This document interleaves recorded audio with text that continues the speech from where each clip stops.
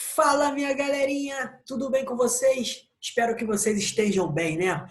Espero aí que não só vocês, mas como os responsáveis, os amigos de vocês, os próximos de vocês estejam todos bem aí, né?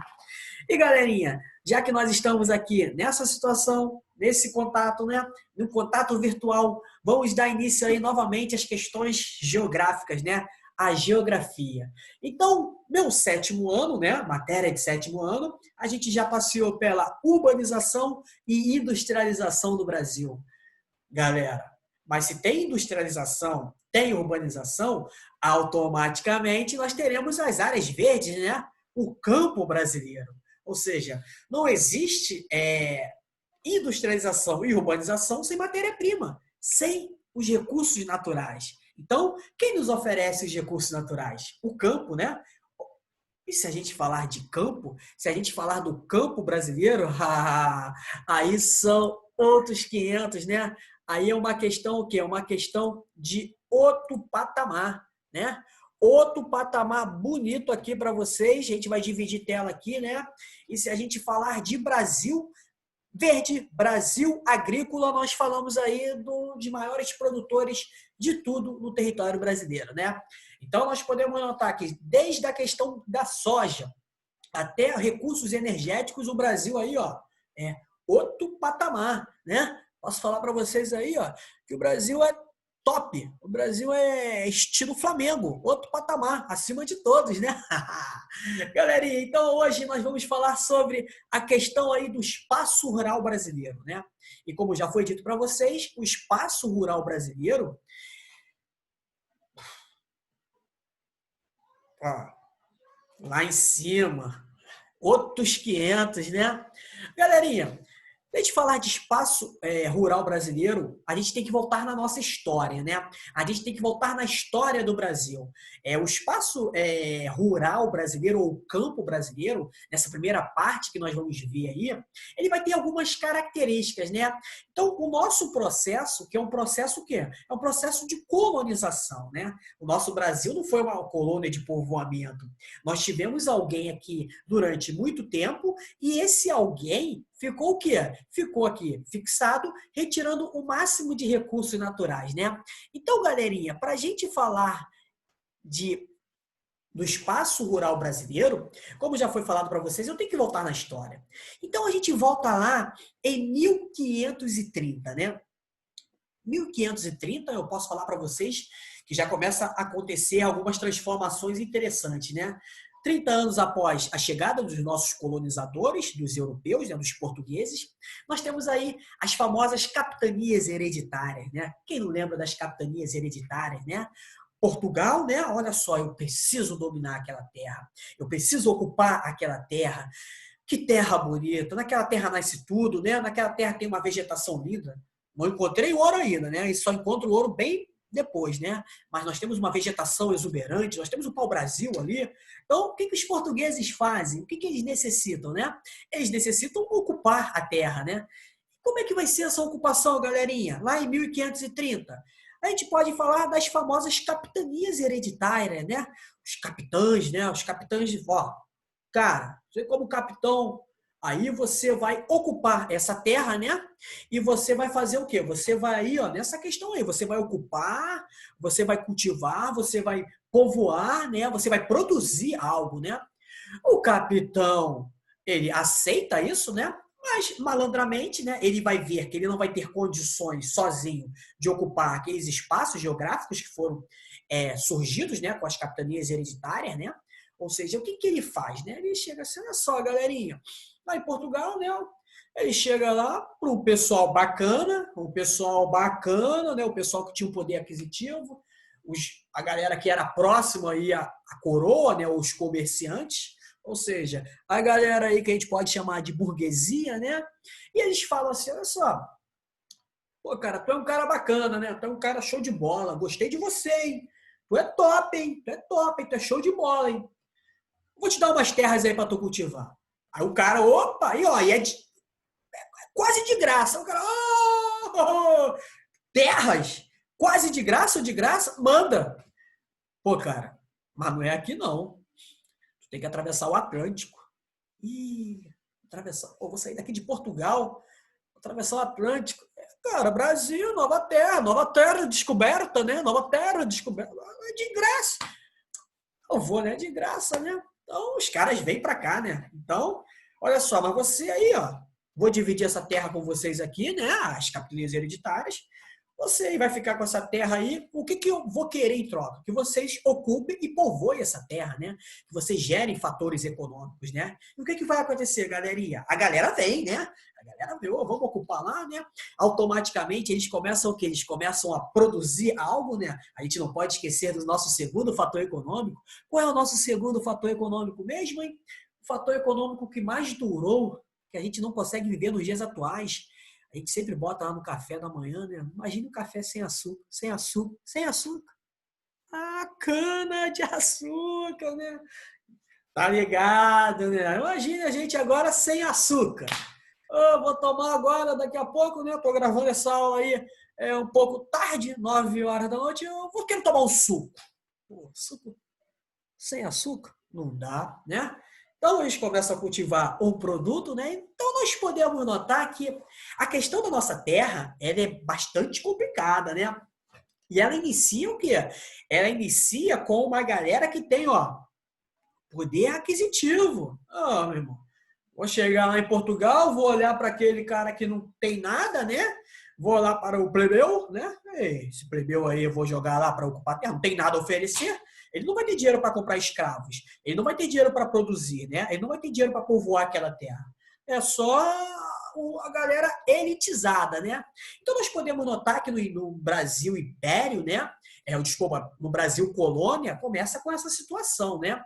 E o que nós podemos notar? Essa questão aí, né, da distribuição da terra, e a distribuição da terra nos dias atuais, ela é feita totalmente de uma forma o quê? De uma forma desigual, ou seja, nós temos os grandes latifúndios. O que são grandes latifúndios? São grandes propriedades de terras, né? E essas propriedades de terras, elas vão estar nas mãos de poucos, ou seja, quem tem o poder aquisitivo. Então, eu posso afirmar para vocês que a terra, o espaço rural brasileiro, né, a distribuição da terra, ela sempre foi favorável a quem? Ela sempre foi favorável aos ricos, né? Hoje nós temos aí a questão da reforma agrária. O que é a reforma agrária? É distribuir as terras de uma forma igualitária, né? E através dessa distribuição, o governo vai fazer aí incentivos, vai fazer empréstimos, né, para os trabalhadores, né? Mas isso ainda não acontece, né? Então nós podemos notar que desde lá do Brasil colônia, a terra já era imposta para quem? Para quem tinha o dinheiro, né? Para quem tinha o poder aquisitivo. E com o passar do tempo, nós vamos notar o quê? Nós vamos notar que o espaço rural brasileiro, ele vai ter algumas características aí, né? Então, vamos lá, galerinha. Aqui no nosso slide, que eu dividi para vocês aqui, ó, o que nós vamos começar a notar? De 1822 até 1850, a posse da terra era livre, né? Mas, galera, para você ter terra, né? O que vai acontecer? Para você ter uma terra, você tem que ter poder aquisitivo. Não adianta eu te dar um pedaço de terra e você não ter como sobreviver, né? E antes disso, lá naquela distribuição que eu acabei de falar para vocês das capitanias hereditárias, né? Aonde uma greba, né? O que é uma greba? É a divisão aí de pequenas propriedades, né? A terra é dividida em pequenas propriedades das capitanias hereditárias, né? Que vai receber o nome das famosas Seis Marias, né? Ou seja, isso com o passar do tempo ela volta, né? Então, de 1822 até 1850, a posse da terra era livre. Mas, como eu falei para vocês, o que adianta você ter terra, mas você não ter como produzir e você não ter aí como gerar um fator econômico, né? Você vai ficar na terra e vai morrer de fome, né? Então, com o passar do tempo, o que vai acontecer? Em 1850, foi criada a Lei das Terras, que manteve as Seis Marias antigas, né, os grandes latifúndios, e reconheceu as posses, ou seja, a galera que pegava lá terras menores. E tudo isso, galera, com o pessoal que tinha, ó, grana, tá? A terra, como eu falei para vocês, no Brasil, ela sempre foi ligada à galera que tem o poder aquisitivo, né? Já existentes e determinou a compra da terra como única maneira de se obter terras, ou seja, Galera, você quer terra? Isso em 1850 com a lei das terras. Aluno X, você quer terra? Quero, professor. Tem que comprar. Ah, mas professor, você não tem dinheiro? Então você vai virar empregado. Você quer terra? Quero. Tem como pagar? Tenho. Então você compra terras. Então, a lei da terra, ela vai oferecer o quê? Ela vai favorecer aí a galera que tinha o poder aquisitivo, né? E o que a lei das terras proibia? Os negros livres de terem acesso à terra e impedia que os imigrantes sem dinheiro ocupassem também, obrigando aos trabalhar como assalariados nas lavouras de café. Então nós tínhamos um preconceito aí, né? Os ex-escravos, né? A gente já tem o Brasil aí liberto, o Brasil sem a questão da escravidão, né? Então nós temos uma forma de preconceito, ó. Ex-escravo não tem acesso à terra. Imigrantes sem dinheiro, a galera vindo aí naquele período da Europa, né, o século XIX, a Europa um barril de pólvora, né, expulsando população, e a galera da Europa olha para cá e vê o novo mundo, o continente americano, como uma região atrativa. Ó, se você não tiver dinheiro também, ó, o problema é seu, tu vai virar empregado e vai ser uma mão de obra barata aqui, né? Muitos movimentos camponeses se organizaram em defesa de melhores oportunidades de acesso à terra. Na década de 50, esses movimentos se tornaram mais fortes e organizados e defendiam a reforma agrária, né? Como eu falei para vocês, a questão da reforma agrária que a gente vai ver nas próximas aulas, né? O que é a reforma agrária, né? A Revolução de 64, né? Ou seja, os militares tomando o poder, editam o Estatuto da Terra, que privilegiou quem? Os latifundiários, né? Agroexportadores. Olha só, galera, em 1964, nós temos aí o Estatuto da Terra, que vai favorecer novamente quem? Os grandes latifundiários, ou seja, a galera que era dono aí de muitas terras, né? A galera que produzia muito, automaticamente, um grande produtor ligado à exportação, né? Olha só o vício, né? A questão viciosa de só privilegiar quem? De só privilegiar a galera aí que tem o poder aquisitivo, né? Aí nós temos o fim do regime militar em 85, né? O Plano Nacional aí de uma reforma agrária, né? A Assembleia Constituinte de 88 proibiu a desapropriação das terras produtivas, né? E em 84 nós temos aí um órgão aí, né? Uma organização que é muito falada, né? Até os dias atuais, que nada mais é do que a fundação dos movimentos dos trabalhadores rurais, os famosos sem terras, né? Então, nesse pequeno texto aí, o que é nítido para a gente, né? A questão da terra, ela no Brasil, ela está dividida em qual forma? Em grandes latifúndios, né? Grandes propriedades de terras nas mãos de poucos, e aonde nós teremos muitos, ou seja, um grande grupo de pessoas aí que não tem acesso à terra. Então, a terra no Brasil, ela é uma questão o quê? Ela é uma questão ligada exclusivamente à galera do poder aquisitivo. Desde o início lá, se lembra? Da questão de que, galerinha? Da questão aí das capitanias hereditárias, onde o cara vai recrutar gente com poder aquisitivo lá em Portugal. Ou seja, desde o início até os dias atuais, a terra no Brasil é uma questão da galera que tem o poder aquisitivo aí. E na nossa questão agrícola, né, como eu falei para vocês, 30% do nosso PIB, ou seja, tudo que o Brasil produz no ano, né, a produção econômica do Brasil, está ligado à indústria, à agricultura. Né?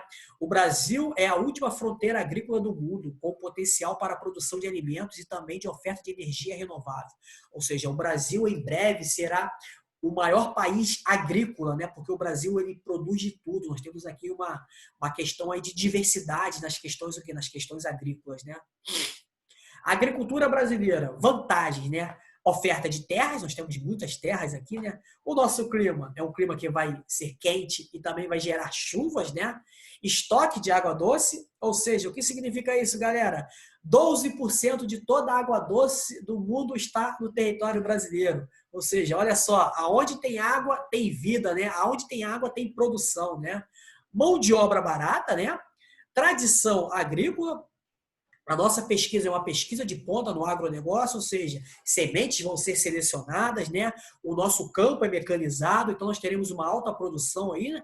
E os nossos solos são solos abençoados, né? Então nós temos aí uma vantagem gigantesca aí, né? Nós temos também o quê, galerinha? Nós temos fatores, o quê? Fatores aí negativos, né? Como a lixiviação, os solos pobres, né?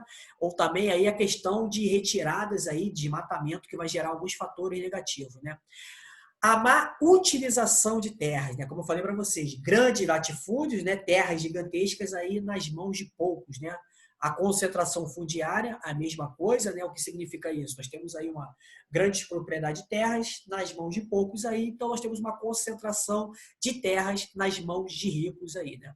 A infraestrutura precária, né? Nem todas as regiões rurais do Brasil vai ter o quê? Vai ter aí o campo mecanizado, né? Vai ter uma alta produção. Então, nós temos alguns fatores negativos aí no nosso campo, mas nós podemos notar que o nosso campo ele ainda é privilegiado, né? Como eu disse para vocês, em breve o Brasil vai ser o quê? O Brasil vai ser aí o primeiro país agrícola do planeta, ou seja, ele vai ser o primeiro país a exportar em exportação aí de vários produtos aí no mundo.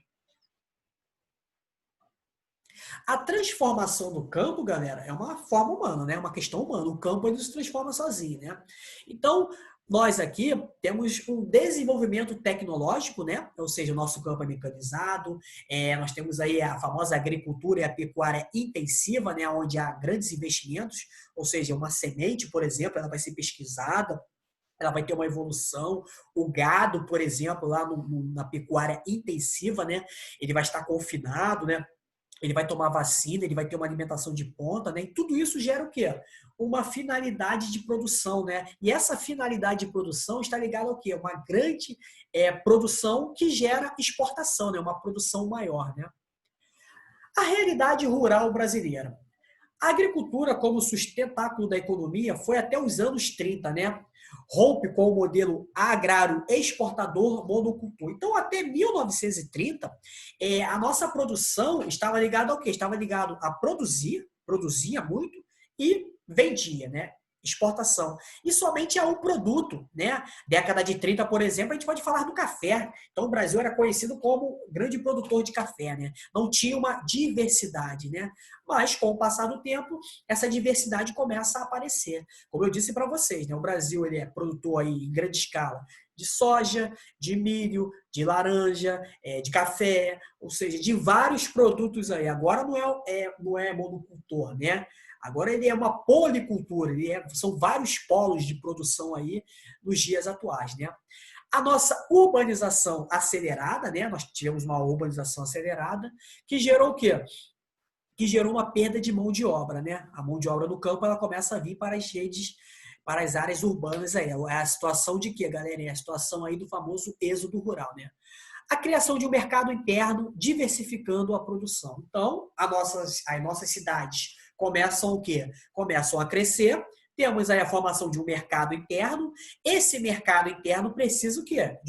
De produtos diversificados, né? Eu não vou só comer laranja, eu preciso comer laranja e banana. Eu não vou só comer milho, eu preciso comer milho, batata, cenoura, né? Então nós precisamos o quê?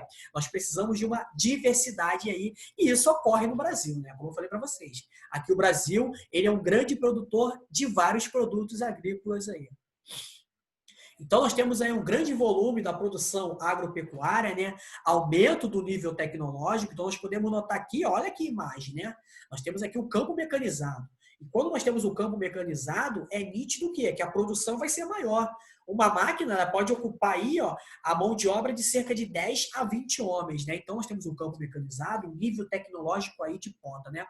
Mas isso não quer dizer que nós não teremos aí uma agricultura tradicional, né? O que é agricultura tradicional? A gente ainda vai usar materiais antigos, materiais arcaicos, né? Aqui, por exemplo, tem um cidadão aí usando um animal, né? Isso aí foi muito usado nos tempos passados, é muito usado em países pobres, né? Nós temos aqui uma família, né? Que é a agricultura familiar, que gera o quê? Que gera uma baixa produção, né? Serve aí para abastecer aquela família e o que sobrar eles vendem, né? Isso a gente também vai ver no futuro aí nas nossas aulas futuras, né? Então, galerinha, é nítido para a gente que nessa primeira aula aí, né, nessa questão do espaço rural brasileiro, é um processo histórico, né? Não é de um dia para o outro. Ah, o Brasil ele se torna um grande produtor milho, de soja, etc, etc, de um dia para o outro. Não, nós temos um processo histórico, né? E esse processo histórico do campo, do nosso campo, gerou alguns fatores negativos, né? Desde lá do Brasil colônia, desde 1530, nós podemos notar o quê? Nós podemos notar que a terra ela é distribuída para quem tem o poder aquisitivo, né? E com o passar do tempo, com a entrada de algumas leis aí, né? Nós vamos analisar o quê? Nós vamos analisar que a situação continua, né? Hoje no Brasil, quem tem terras é quem tem o poder aquisitivo. Ou seja, até nos dias atuais, o que é nítido para a gente? Que nós temos aí os grandes latifúndios, né? E esses latifúndios aí vão ter como donos grandes banqueiros, grandes empresários, políticos, né? Ou seja, então nós podemos notar que a terra no Brasil não é uma questão para os pobres, né? A terra no Brasil é uma questão para os ricos. Isso é desde lá do Brasil colônia. Galerinha, eu espero que vocês tenham entendido e tenham gostado dessa primeira aula aí sobre o nosso espaço brasileiro. Beijão do tio Cris e até a próxima aí. Tamo junto, galera!